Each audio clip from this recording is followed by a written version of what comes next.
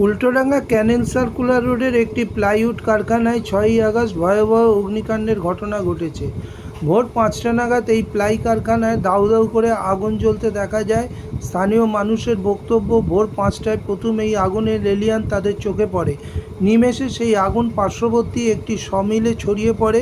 এরপর স্থানীয় মানুষ দমকলে খবর দিলে দমকল প্রায় 1 ঘন্টা পরে ঘটনাস্থলে পৌঁছয়, যা নিয়ে স্থানীয় মানুষের মধ্যে উষ্মা প্রকাশ করতে দেখা গেল।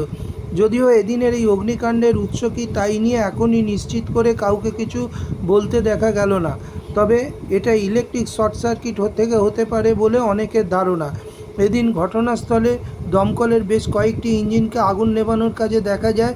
বেলা 9:30 নাগাদ সম্পূর্ণ নিয়ন্ত্রণে আনা সম্ভব হয় অগ্নিকাণ্ডকে। এই অগ্নিকাণ্ডের আসল কারণ কি এখন সেটাই দমকল বিভাগ তদন্ত করে দেখছে।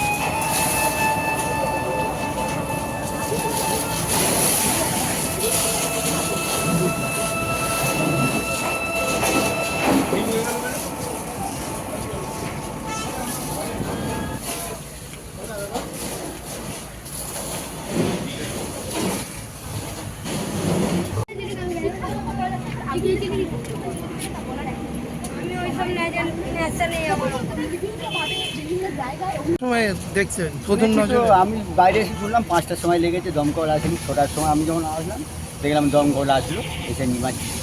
মানে তখন আগুন দারুণভাবে মানে কিছু নেই, পুড়ে গেছে।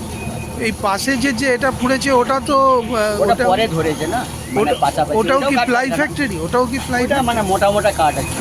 ও, সমিল আর কি, কাঠ চেরাই হয়। হ্যাঁ, চেরাই হয় না, ওটা কিনে নিয়ে এসে রাখি আবার বিক্রি করে, এরকমই সিস্টেম আছে।